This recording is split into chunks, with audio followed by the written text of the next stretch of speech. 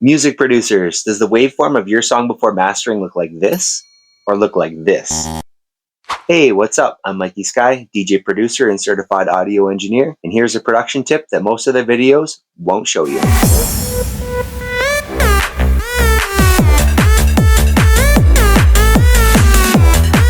In this video, I'll show you what a pre-mastered audio stem should look like, understand why it should look like that, and how to achieve it. Come check it out. Let's dive in. Here are a few of my song stems before mastering. There are no peaks or anything jumping out extremely that could potentially ruin the mastering. Everything is controlled in the mix, with the highest peaks averaging at about -6 decibels to allow plenty of headroom for mastering, which I will explain in another video. Now here are some examples of poorly mixed tracks before mastering.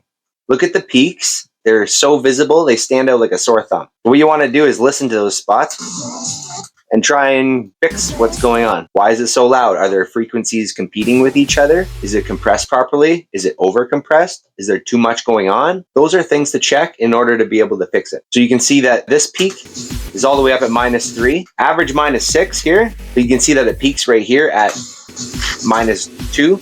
That's no good. This one's just mixed too hot. It's just too loud. Look at, we're exceeding past the outside of the waveform. It's clipping. That's definitely no good. We could bring the gain down, but you're still getting those peaks beyond the average loudness. So why is this bad? This is bad because it will force the limiter or compressor to overcompress those peaks, which will sound horrible in the master. And it could prevent the limiter from reaching your desired loudness for the rest of the song. To achieve a nice, clean, pre-master waveform, everything in the song needs to be controlled. That includes frequencies that could potentially be fighting with each other and levels of the sounds. If any frequencies are clashing or if anything is too loud, you will likely see those spikes in the waveform. To make sure that I leave lots of headroom for mastering, I start mixing my kick at about -12 decibels.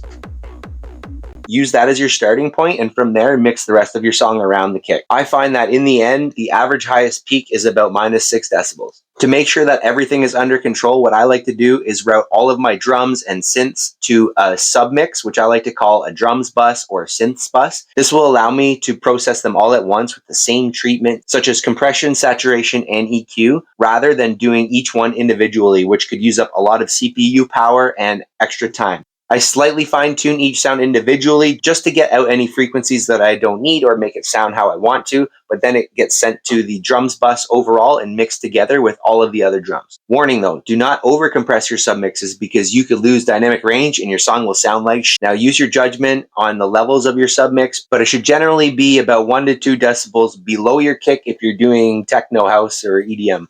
Well, that's it for today. Thanks for watching. Follow or subscribe for more weekly tips, and good luck making your next banger.